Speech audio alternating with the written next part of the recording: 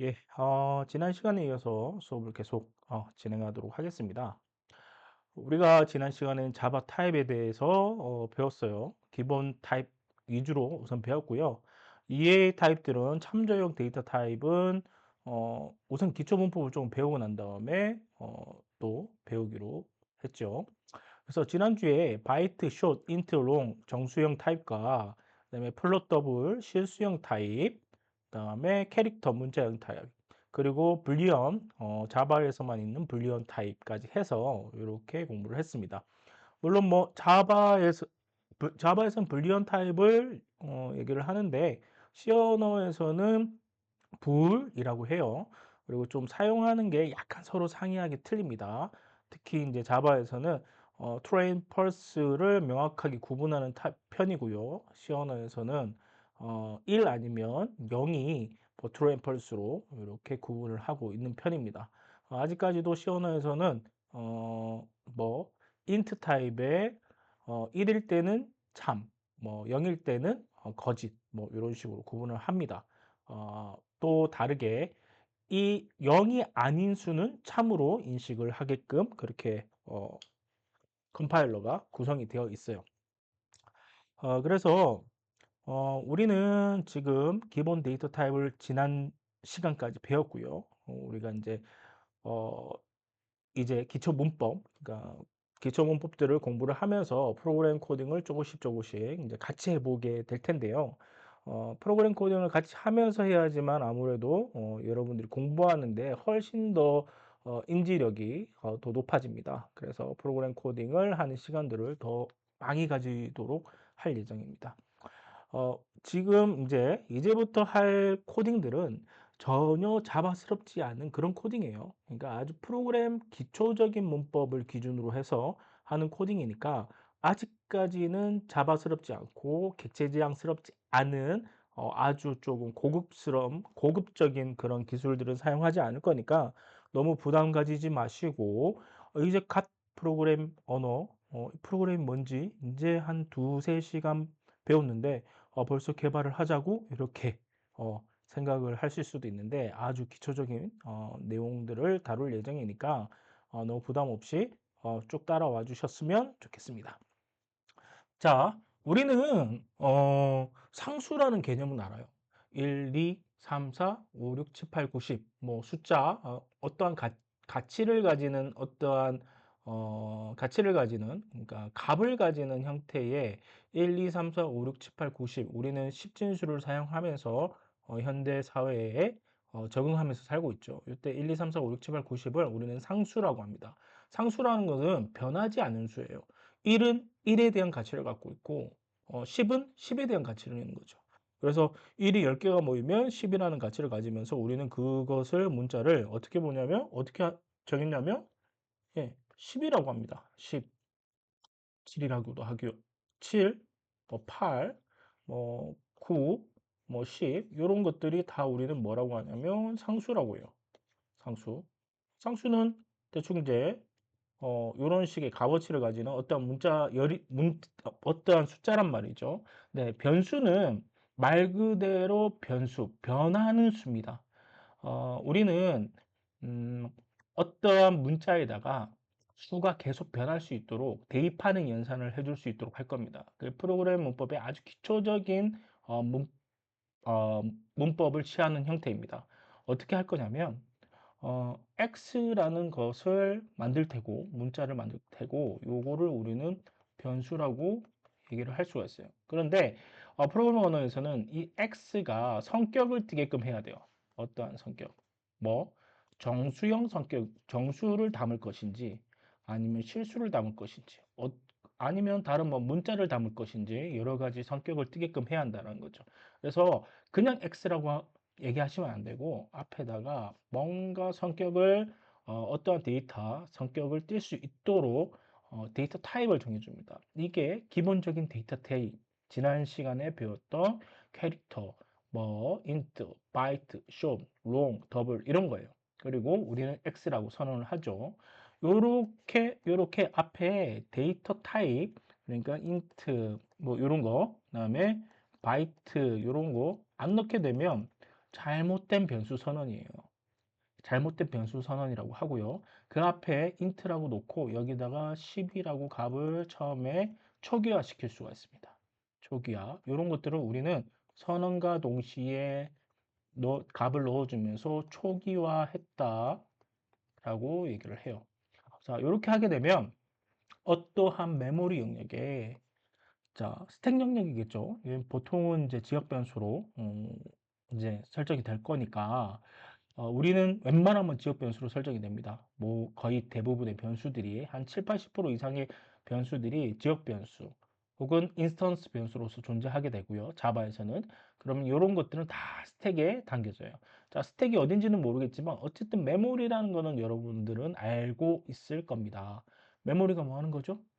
예, 데이터를 임시적으로 CPU에 데이터를 올리기 전에 임시적으로 담아두는 공간을 우리는 메모리라고 해요. 여기를 우리는 메모리라고 하고 우리가 흔히 여러분들 컴퓨터 처음에 맞출 때, 컴퓨터 살 때 CPU 보조, 그 다음에 그래픽 카드 보조, VGA 보죠. 그리고 메모리 봅니다. 그 다음 한 세 번째 정도를 메모리를 중요성을 부각시켜요.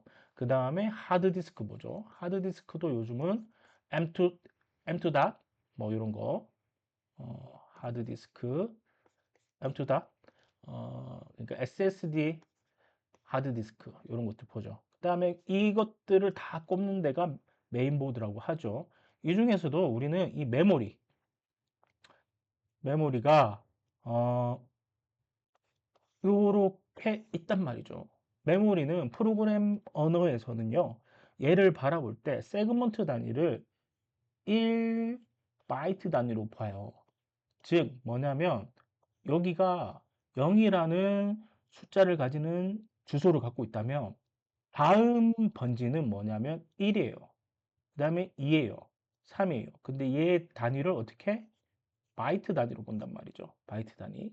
자, 아까 우리는 int x라는 걸 만들고 여기다가 10이라고 대입했다라고 하면 프로그램 언어에서는요, 이 x가 어떤 성격을 띠고 있는지 우선 파악합니다. 4바이트의 int 정수를 담을 수 있는 변수죠. 그래서 어떻게 어떠한 일정 공간에 이 프로그램을 실행시키면 약 4바이트 약이 아니죠. 4바이트 공간을 확보를 합니다. 이렇게 하나, 둘, 셋, 네 개 확보를 하고 여기다가 10이라는 값을 넣게 돼요. 그리고 얘를 뭐라고 지칭하느냐? x라고 지칭하죠. 얘가 변수입니다. 변수는 처음에 10이라는 값을 들어가게 됐지만 나중에 또 값을 변경할 수가 있어요. 이렇게 7로. 그러면 얘는 사라지겠죠. 얘는 사라지고 값이 뭐가 들어가죠? 7이 들어갑니다. 나중에 8이라는 값을 바꿀 수도 있겠죠. 네, 8이 들어갑니다. 이렇게 계속 값이 변할 수 있도록 해주는 것들을 우리는 변수다. 프로그램 언어에서는 이 변수의 값이 어떻게 바뀌느냐, 그리고 변수의 값에 의해서 상황들이 참이냐 거짓이냐 이런 것들이 계속 상황들이 바뀌어요. 이런 것들이 바뀌어서 어떠한 다음 넥스트 동작들을 하는 것들을 결정을 해주시면 얘가 프로그램이 되는 겁니다. 그래서 우리는 어떻게 해요? 어, 프로그램 언어에서 이렇게 처음에 변수를 선언할 때는 어, 더블 x int y 그리고 값을 넣는 거를 우리는 뭐라고 대입하는 거를 초기화한다라고 하고 그 다음부터 초기화하지 않은 상태에서 다음은 x에다가 2.0 넣고 그 다음에 y에다가 4 넣고 하는 거는 우리는 값을 대입한다라고 얘기를 합니다. 자, 그리고 올바른 변수 선언이라고 해가지고 자, 요거는 이제 이해가 됐어요. 요거는 이해가 되는데 그런데 얘는 뭘까? 얘는 아까 더블 x 1.5 맞고 인투 y의 3 이거 맞는데 얘는 뭘까? 라고 하는데 요 앞에 얘는 바이크 타입이라고 돼 있죠. 바이크라고 돼 있죠. 바이크는 우리가 만든 데이터 타입이 아니에요. 나중에 참조형 데이터라고 이제 데이터 타입이라고 하면 클래스 데이터 타입, 클래스라고 얘기를 하게 되는데 자바는 자바스럽게 코딩한다고 하면 객체지향 프로그램 개념을 가지고 코딩을 합니다. 이때 자바는 가장 큰 특징이 뭐냐면 기본 데이터 타입 외에 사용자 정의의 데이터 타입을 구성할 수가 있어요. 그게 클래스입니다. 그래서 바이크는 어떠한 사람이 만든 데이터 타입이라고 보시면 돼요. 이건 나중에 또 설명을 드릴게요. 그래서 기본적으로 변수는 우리가 기본으로 생각하는 여러 가지 기본 데이터 타입 외에도 이런 바이크 타입 혹은 카 타입 혹은 스트링 이런 데이터 타입들을 취할 수도 있습니다. 물론 기존 기본 데이터 타입은 값이 저장되는 게 그냥 값이 카피돼서 저장되고 얘네들은 주소를 참조해서 뭐 값이 값을 가리킨다라는 이런 개념들이 약간 틀려지긴 하는데요. 요거는 차후에 또 다시 설명드리도록 하겠습니다. 그래서 보시면 자바 컴파일러는요. 항상 명시적 데이터 타입을 선언한 변수만 처리할 수 있다. 즉 요게 반드시 처음에 처리가 되어야 한다. 어, 파이썬이나 혹은 뭐 자바스크립트나 뭐 이런 것들은 자바스크립트도 사실은 명시적인 데이터 타입을 선언을 하긴 해야 하는데요. 조금 자유로워요. 선언 안 하더라도 뭐 요즘은 웹킷 엔진에 따라서는 선언 안 하더라도 그냥 뭐 선언했다고 생각을 하고 그냥 코드 이어지는 경우가 있어요. 오류를 안 내고. 그런데 자바는 반드시 이렇게 데이터 타입을 결정해 주셔야 돼요. 그리고 정수인지 실수인지 정확하게 지정해 줘야 한다. 즉, 지금 DOU BRE는 X에다가 어떤 값을 넣을 수가 있어요? 더블은 실수값을 넣을 수 있죠. 8바이트에 실수값을 넣어줄 수 있는데, 자, 어떻게 2.1 이렇게 넣는 거 좋아요. 좋죠.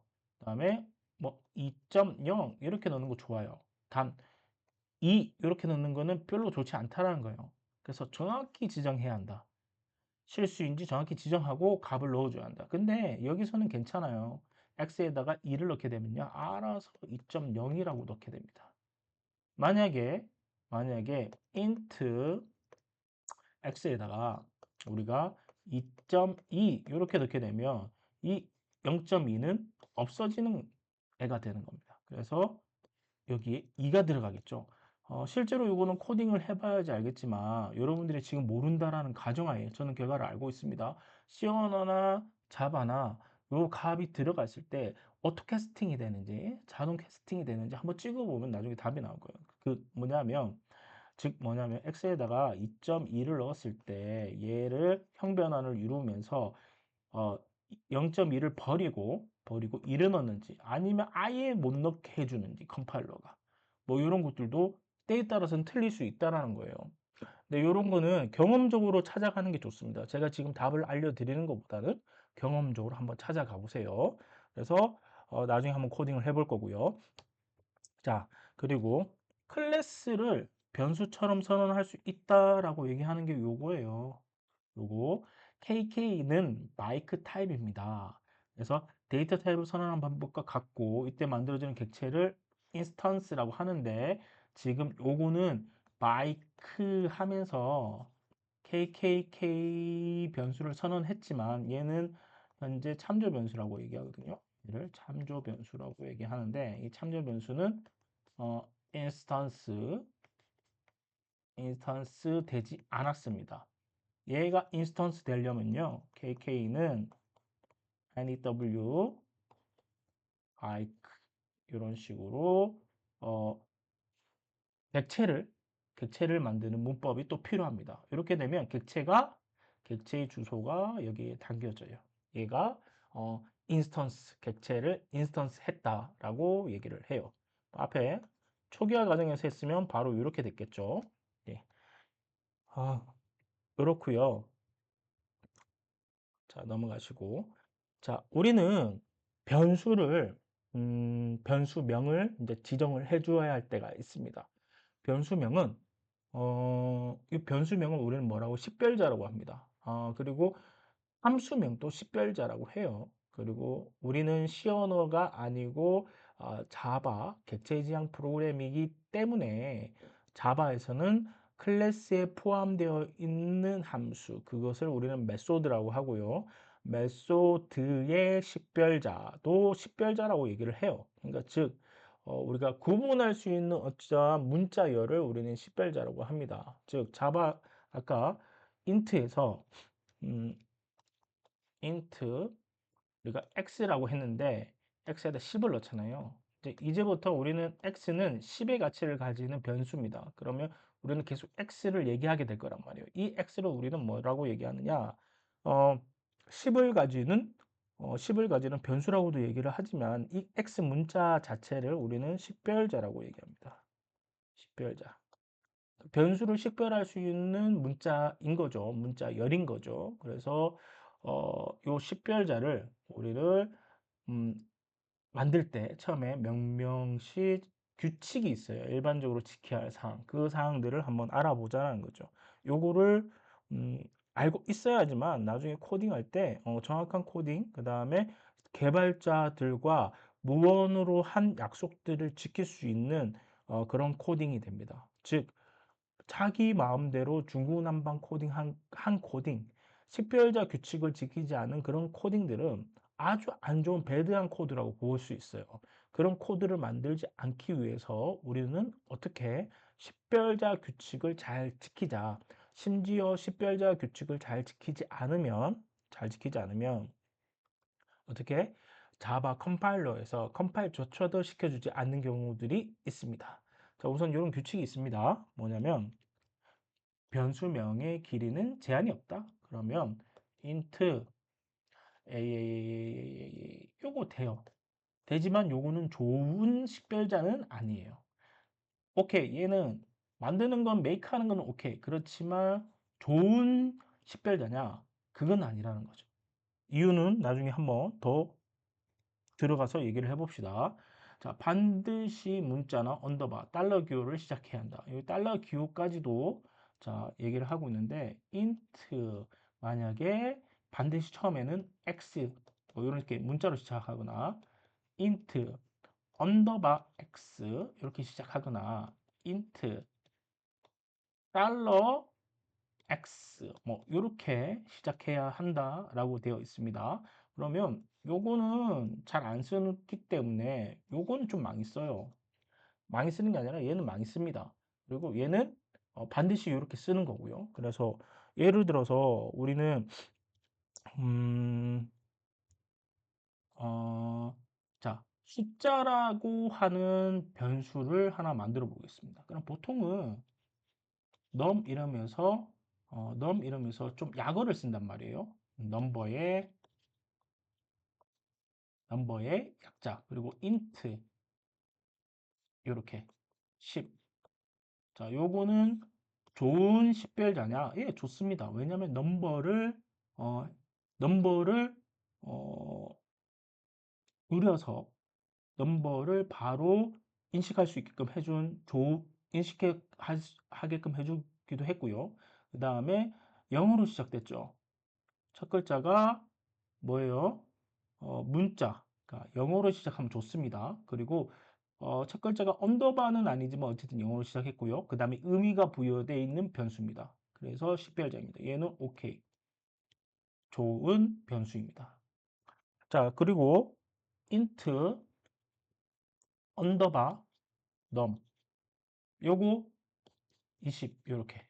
그러면 요거와 요거는 서로 틀려요. 그리고 언더바로 시작하는 것도 가능합니다. 그렇기 때문에 언더바로 시작하는 거 문제가 되지 않기 때문에 좋은지 안 좋은지는 모르겠지만 사실 뭐 이렇게 잘 쓰진 않지만 뭐 어쨌든 잘 되고 있습니다.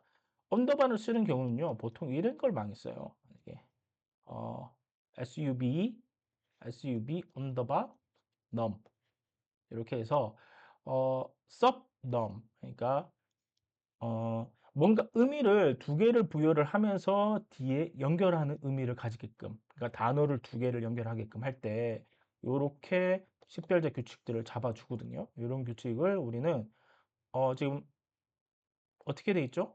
연결되어 있죠. 그래서 이런 거를 스네이크 스네이크 식별자라고 합니다. 스네이크 규칙을 만들고 있다. 그리고 낙타 규칙도 있어요. 낙타 규칙은 서, 넘, 자바에서 아주 많이 쓰는 규칙입니다. 첫 글자 단어는 소문자, 그 다음에 단어와 단어 사이에 하나를 대문자로 늘리면서 마치 낙타인 것처럼 낙타 혹같이 보이게끔 해서 카멜 기법이라고 해서 식별자를 명령하는 규칙도 있어요. 이런 방법도 있고. 자, 그래서 저는 여러 가지 프로그램 언어를 합니다. C언어도 하고, 자바도 하고, 파이썬도 하고, 그 다음에 뭐 자바스크립트, 그 다음에 여러 가지 이제 서버 프로그램들도 많이 하는데, 자바에서는 대체적으로 이렇게 email 기법들을 많이 쓰고요. 그 다음에 뭐 자바스크립트 이런 데 가면 스네이크 기법도 쓰기도 합니다. 어떤 걸 쓰든 간에 여러분들이 통일된 규칙들을 잘 지키기만 하면 돼요. 단 여기서 말하는 이런 특징들을 포함해서 그리고 이렇게 써야 한다라는 강제적인 규칙은 반드시 포함해서 식별자를 만들어야 합니다. 그래서 보면 자바의 연산자 이런 것들은 쓸 수 없다.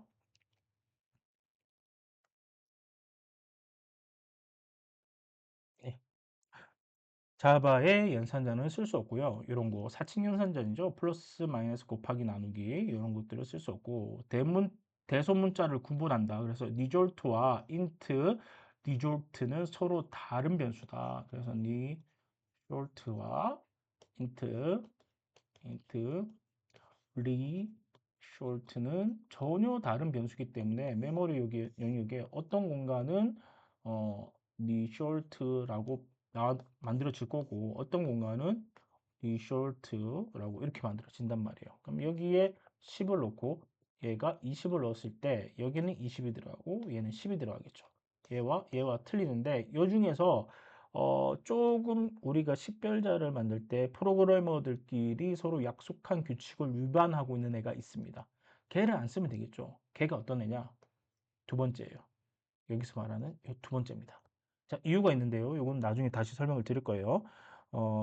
간단하게 얘기하면 첫 글자, 식별자의 첫 글자는 대문자, 변수의 식별자 첫 글자는 대문자로 시작하시면 안 돼요.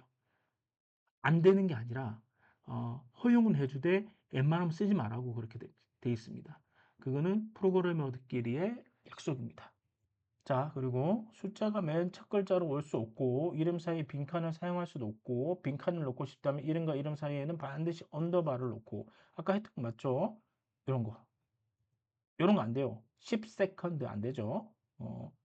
이럴 경우에는 이렇게 한글로 변환해서 쓰라고 하는데 얘도 좀 안 좋은 방법이에요. 이렇게 해야겠지.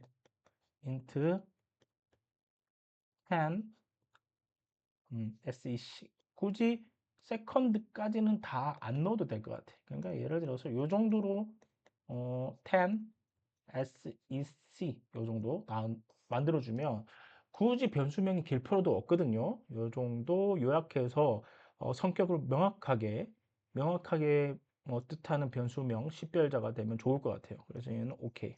자, 얘도 요 사이에 띄어쓰기가 있으면 안 돼요. 언더바를 붙이거나 지금 언더바 붙여버렸죠. 그리고 하나 더 수정하자면 얘를 소문자로 좀 바꾸는 게 예, 요렇게 좀 소문자로 바꾸는 게 좀 좋겠죠.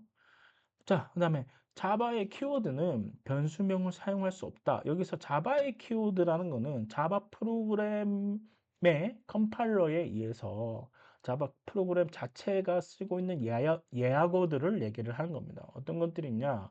클래스 이거 안 돼요. 퍼블릭 접근 지정자를 의미하는 거기 때문에 요걸 쓰면 안 돼요. 그러니까 요 두 개는 지금 쓰면 안 된다는 거죠.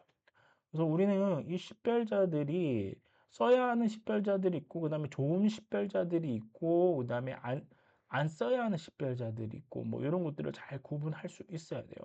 그 규칙을 우리는 잘 머릿속에서 이해를 하고 있어야 하는데 변수에서 그 규칙에 이제 조금 요 정도만 해도 잘 지키는 변수다라고 할 수 있는 게 첫 번째 뭐냐면 소문자로 시작한다. 소문자로 시작. 그 다음에 의미를 부여하는 의미 부여 단어고 단어여야 한다. 그리고 세 번째, 단어를 요약해라. 요약. 그리고 네 번째 뭐 얘기할 거면 요거 자바 예약어는 사용하지 마라. 요 정도만 해도 어, 뭐 잘 지키는 이제 식별자가 될 텐데 하나 더 넣어 볼까요? 제가 지금 생각나는 대로 5번 단어와 플러스 단어를 연결해라.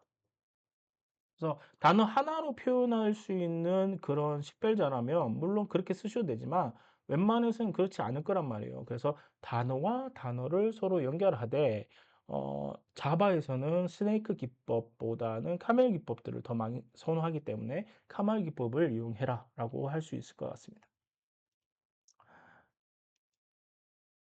지우고요. 그러면 우리가 여기서 좀 식별자의 예약으로 되어 있는 것들이 몇 개 있는지 한번 찾아보는 것도 좋겠죠.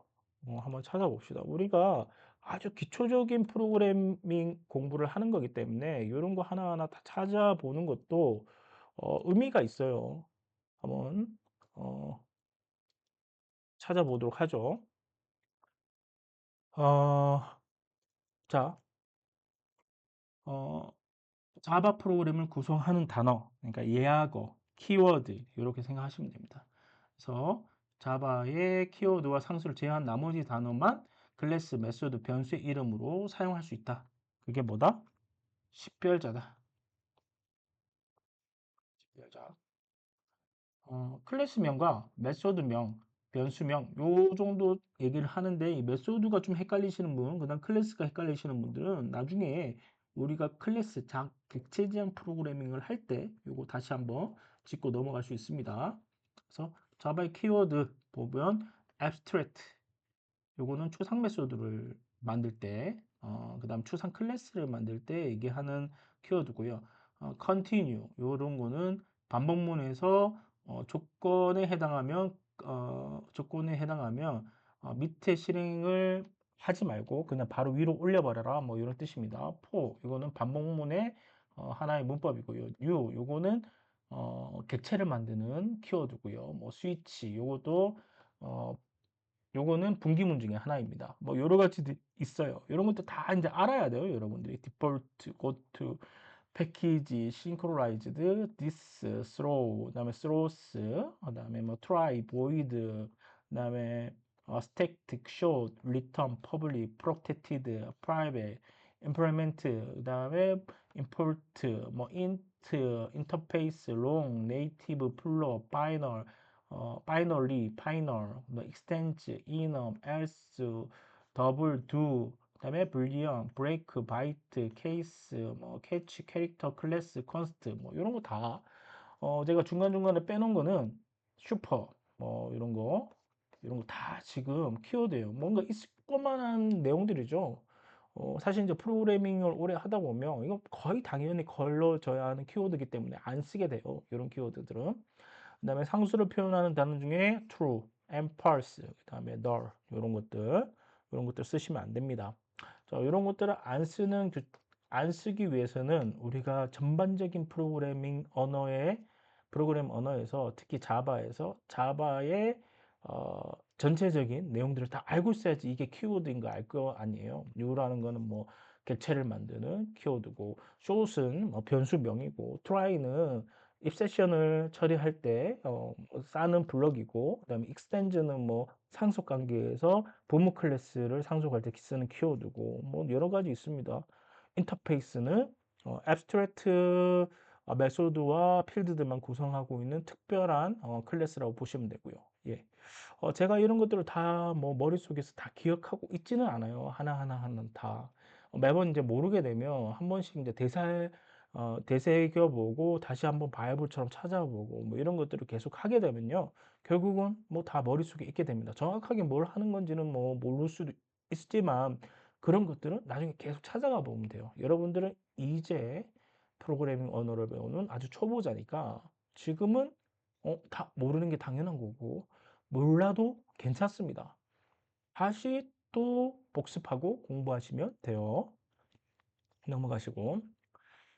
자, 자바 10별자를 만드는 규칙, 아까 이 뭐 했던 내용이에요. 여기서 규칙인데 한 번 더 들어가면 여기 처음에 언더바와 달러 사용할 수 있다. 영문자. 그다음에 키워드나 상수값을 표현하는 단어는 10별자로 사용할 수 없다.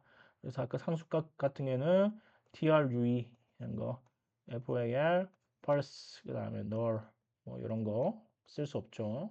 그다음 키워드는 뭐 어떤 거 있을까요? int, 뭐 double, 어 그다음에 클래스 뭐 이런 거 PRI, 베이트, private 뭐 이런 거 쓰면 안 되겠죠. 당연히. 자, 그다음에 여러 식별자를 함께 사용하는 경우 점으로 연결한다. 이게 무슨 얘기냐면 요거는 이제 자바스러운 코딩이에요. 객체 지향 프로그램의 코딩 중에 기법 중에 하나인데요. 이런 식으로 점 연산자를 통해서 접근하는 경우가 있습니다. 요거는 나중에 자바스럽다. 그다음에 객체 지향스럽다. 객체 지향 지향스러운 코딩을 배우게 되면 이 점 연산자를 이제 이해하게 될 겁니다. 나중에 C 언어에서는 이제 또 요런 연산자를 쓰거든요. 점 연산자하고 요 연산자하고 또 같은 연산자예요.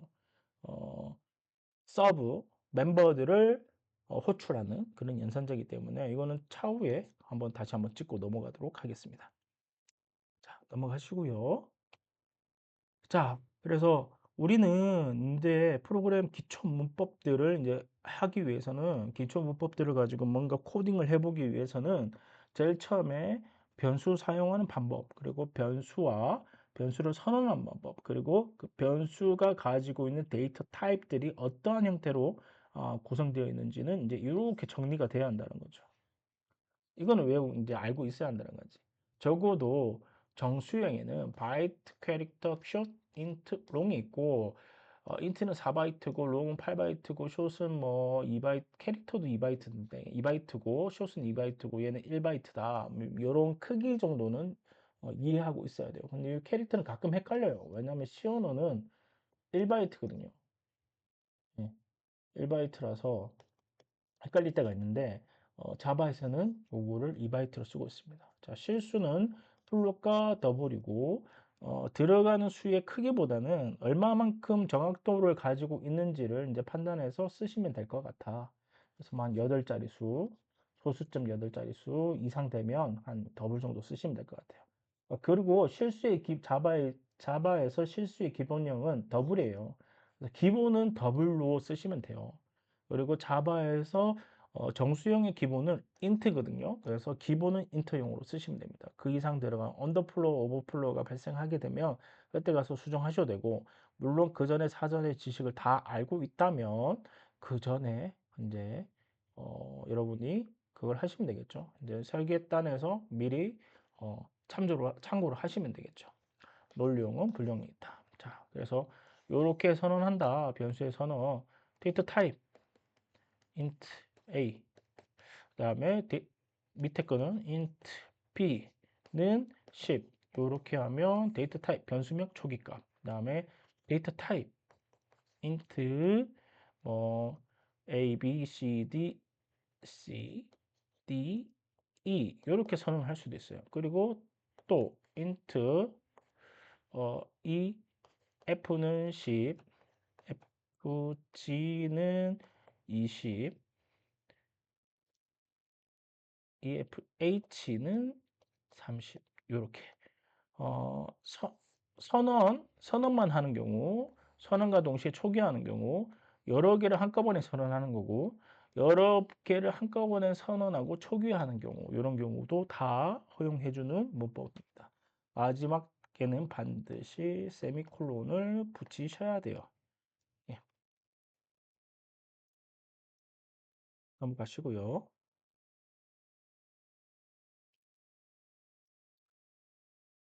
그 다음에 우린 연산자를 배우게 될 텐데요. 현변환 연산자, 평변환 연산자, 요거 배우기 전에 요거 산술 연산자부터 배웁시다. 산술연산자는 플러스 마이너스 요거는 아스테리스크가 아니라 곱하기입니다. 곱이고요. 요거는 나누기예요. 얘는 모드 연산이라고 하는데 나머지를 계산하는 연산입니다. 그다음에 이게 지금 플러스는 마이너스는 곱하기는 나누기는 그다음에 모드는 요것은 먼저 연산을 하고 난 다음에 대입하라는 뜻이에요. 그래서 예를 들어서 자 여기서 A라는 곳에 1 플러스 1 이렇게 코딩을 했으면 결과가 A는 2가 담아지겠죠. 요거랑 같은 거예요. 맞죠? 이때 요게 산술연산이라는 겁니다. 이 산술연산이 뭐가 있다? 요거 약 5개가 있어요.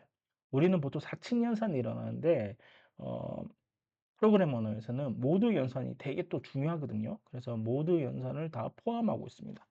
예를 들어서 자, A라는 곳에 음, 자, A라는 곳에 어, 1 플러스 1은 그냥 연산되죠. A라는 곳에 1 마이너스 1은 연산되죠. A라는 곳에 1 곱하기 1은 연산되죠. A라는 곳에 1 나누기 1은 연산되죠. A라는 곳에 1 모드 1은 어떤 연산일까? 요거는 1하고 1을 나눴을 때 나머지가 생길 수 있죠. 그 나머지를 대입하는 연산이에요. 그럼 요거 같은 경우는 0이 되겠죠. 그럼 모든 연산의 좀 대표적인 게 뭐냐?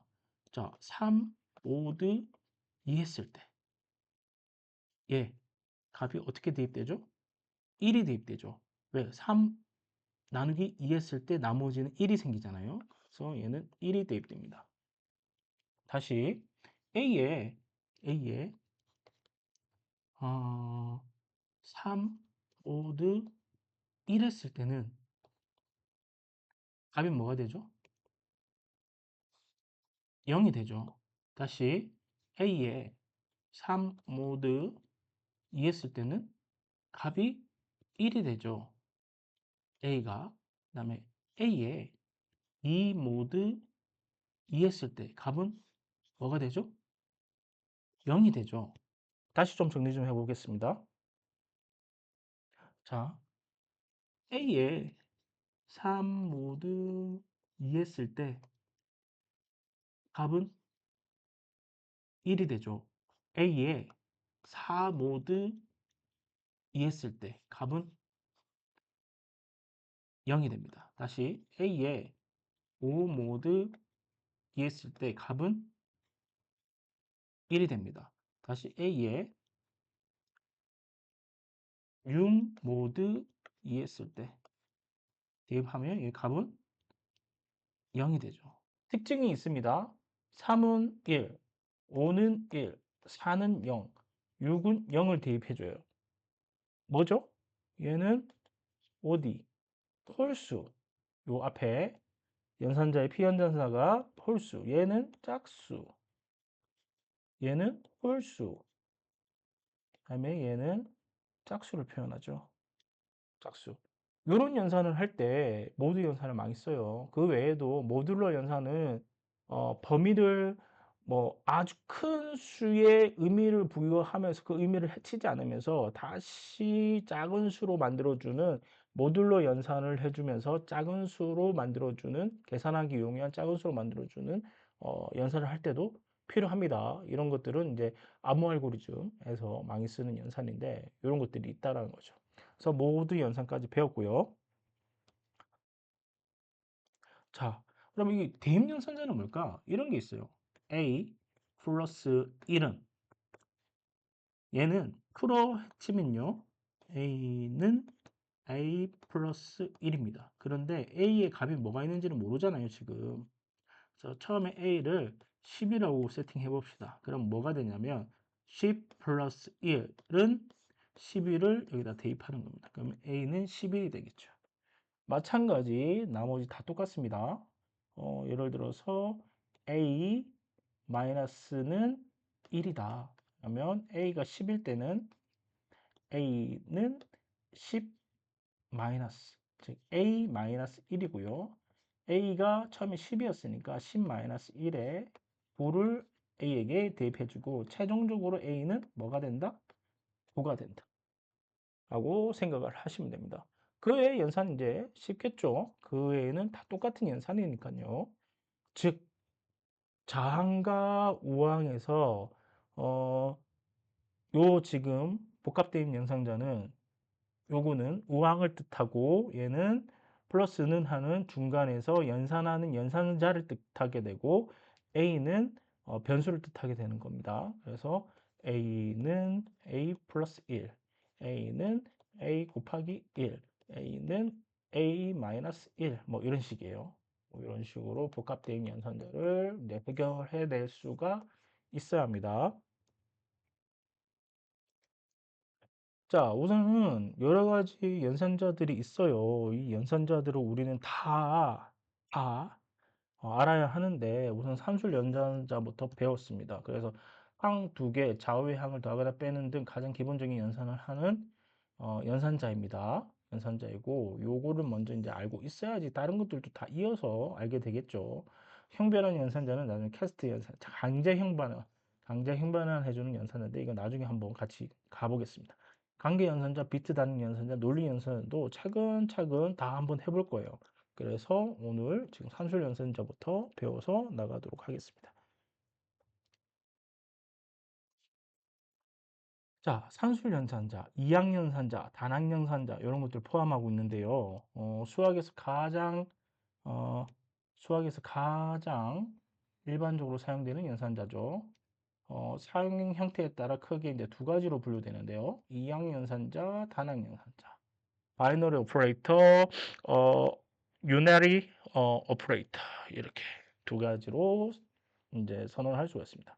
자, 산술 연산자를 표현하는 구문 C는 A, 뭐 중괄호 열고 중괄호 닫고는 그냥 여러 가지 경우의 수를 얘기를 하는 거죠. 그 다음에 어, C는 지금 보니까 A, 뭐 요거 느는 뭐 크거나 작거나 뭐 이런 얘기들을 하는 건데 뭐 요거나 요거일 때 뭐 적용한다. 요거는 좀 이따가 좀 고민을 해봐야 할 문제인 것 같고요. 그래서 뭐 아, 사실 이제 요거는 크거나 작거나 이런 것들을 이제 처리하는 연산자이기 때문에 우리는 요거를 이제 먼저 알고 있어야겠죠. 요거부터 공부를 해봅시다.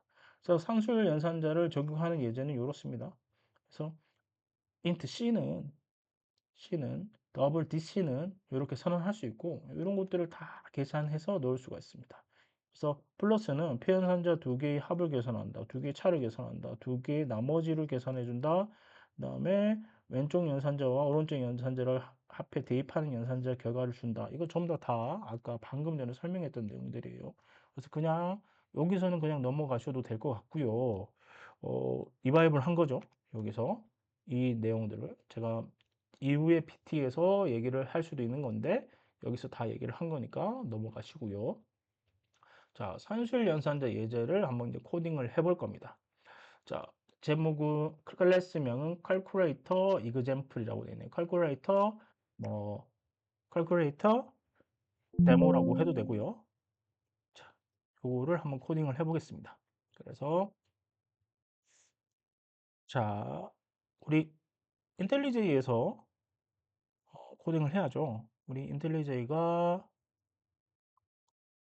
지난 시간에 우리가 수업을 하나 했습니다. 그래서 여기 보시면 챕 01이라고 되어 있는데 우리 이번 기회에 챕 01과 구분할 수 있도록 책 모듈을 하나 더 만들죠. 모듈은 CHAP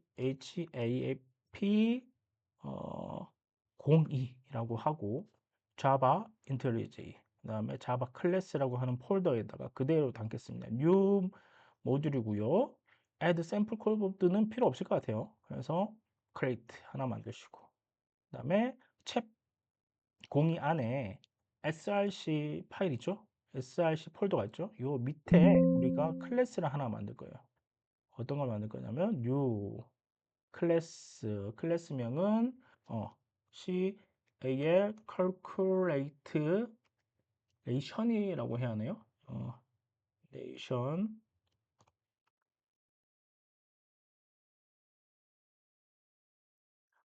예, 레이션 example, example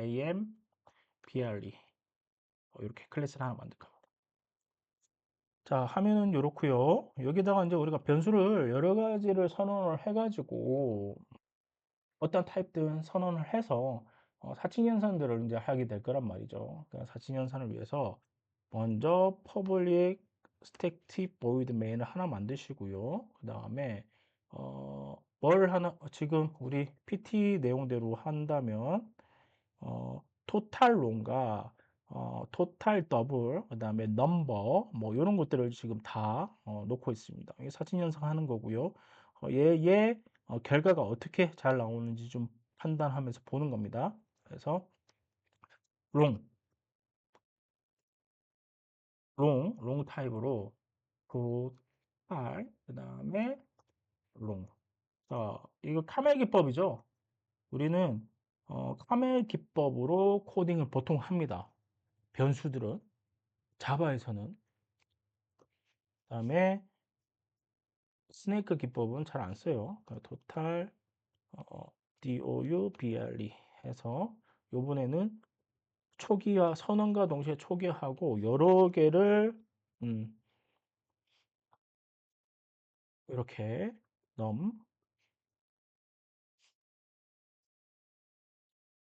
이렇게 여러 개를 초기화하면서 넣을 수도 있어요. 1.1 그다음에 사진 경선을 한번 해보죠. 자, 토탈 더블에는요.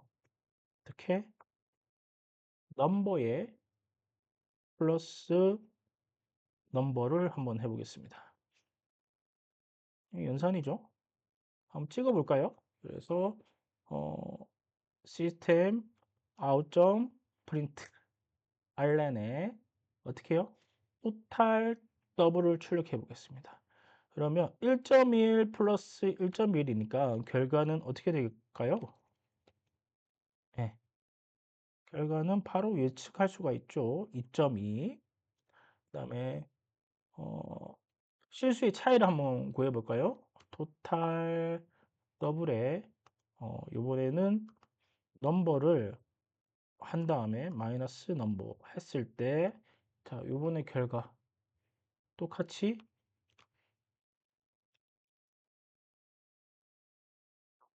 요번에 결과는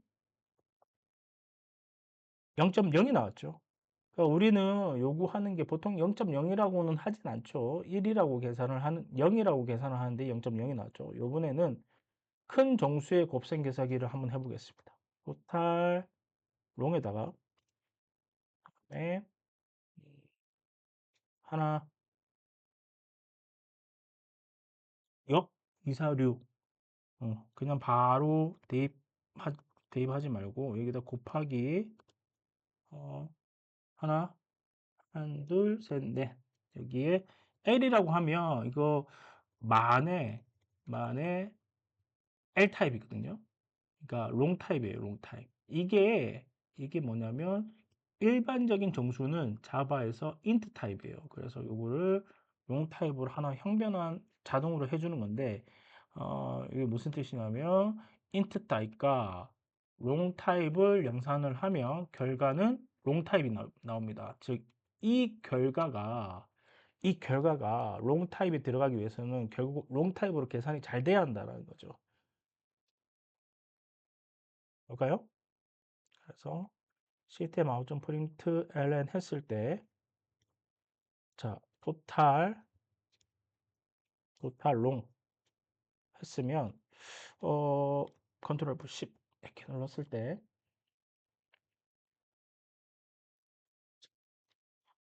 숫자가 4개고 이 10개여야죠. 하나, 둘, 셋, 넷, 다섯, 여섯, 일곱, 여덟, 아홉, 열. 열하나. 그러면 1, 10, 100, 천만, 10만, 100만, 천만, 억, 10억. 다시요. 만이니까 100만, 천만, 억, 10억, 100억이네요. 100억인데 만약에 얘가 L 타입이 아니었다. L 타입이 아니었으면 결과가 어떻게 나올까? 네, 이상하게 나오죠. 이상하게 나오죠. 요게 롱 타입이었다. 그러면 정확하게 나옵니다. 이유가 있어요. 얘와 얘가 연산을 하면요. 어 L 타입을 안 넣으면 기본 자바에서는 int 타입으로 가집니다. int 타입. 그러니까 int 타입이 가지고 있는 21억 요 정도 숫자보다 훨씬 더 오버되는 수가 만들어지죠. 아까 100억 이었으니까 21억까지 밖에 표현 못 하는데 그렇기 때문에 여기 값들이 이상하게 꼬여요. 봤더니 14 이렇게 뭐 꼬이네. 이상하게 꼬이죠. 근데 이런 꼬임이 없애려고 한다면 둘 중 하나는 롱 타입으로 바꿔 주시면 돼요. 형이 큰 게 있으면 얘는 8바이트고 얘는 4바이트잖아요. 4바이트와 8바이트가 연산하면 결과는 8바이트가 나옵니다. 8바이트. 그래서 그 결과가 정확하게 나온 거고요. 다시 다른 거 하나 해볼까요? 토탈 더블에 1 나누기 실수를 1을 나눠서 1000으로 나눠볼까요? 1000으로 나누면 결과가 어떻게 될까요? 결과가 토탈 더블이 어떻게 될까요? 예, 0.0이 되죠. 왜냐하면 1은 int잖아요. 기본 정수. 기본 정수고요. 얘는 1000은 기본 정수기 때문에 int 타입이죠. int 타입과 int 타입을 연산하게 되면 결과가 뭐가 나온다고요? 예, 인teg으로 나옵니다. 그래서 1을 1000으로 나눠도 0.0, 0.00001이나 이렇게 나와야겠죠. 그렇게 나와야 하는데 얘에서는 실수 부분, 그러니까 지수 부분이 아니라 실수 부분, 0 이하의 값들은 다 버려버립니다. 그러니까 0. 몇몇몇몇이 나와야 하는데 버리게 되기 때문에 결과가 0이 나온 거죠. 더군다나 얘는 DOUBL이 DOUBL 실수 타입이기 때문에 더블형 타입이기 때문에 0.0으로 표현을 해줍니다. 즉 얘의 결과는 0이 나오고요. 이 0을 여기다 대입해주면 어떻게 된다? 0을 여기다 대입해주면 0이 된다. 0.0이 된다. 그러면 그런 것들을 변경하기 위해서는 뭐 F 이렇게 한번 바꿔볼까요? 예, 뭔가 결과가 나왔고요.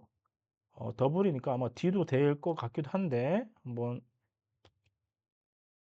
예, 요렇게 나오네요. 결과는 뭐 비슷하죠. F 했더니 요렇게 나왔고요. D 요렇게 한번 해볼까요? 예, 똑같네요. 여기다가 아예 둘 중 하나를 실수로 만들어 버리면 돼요. 그러면 실수가 나옵니다. 예, 0.01 됐죠.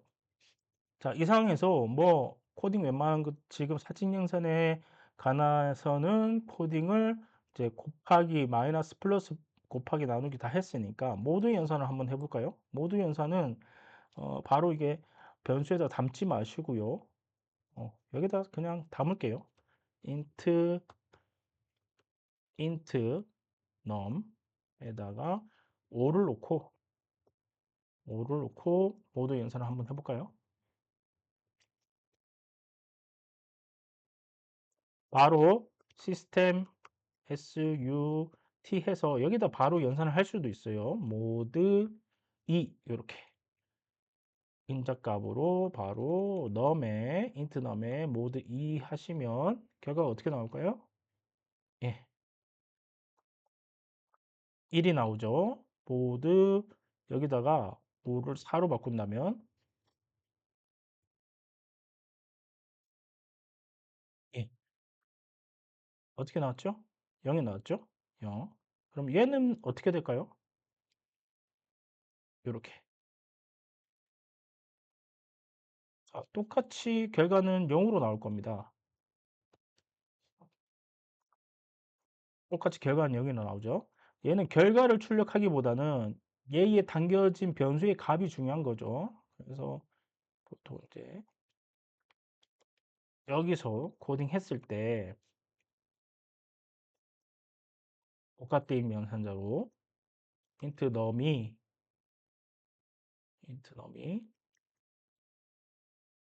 어떻게 값이 변화가 되더라? 자, 0으로 변화가 되더라. 그러면 여기다가 대충 13 정도 집어넣게 되면 얘는 값이 당연히 11이 나오겠죠. 예. 11에서 1이 나오겠죠. 그다음에 우리 사칙연산 중에 뭐 또 할 게 있나요? 뭐 거의 다 한 것 같은데 여기다 위에다가 하나 만들어서 복합대입 연산자 곱하기로 한번 해볼게요. 곱하기. 그다음에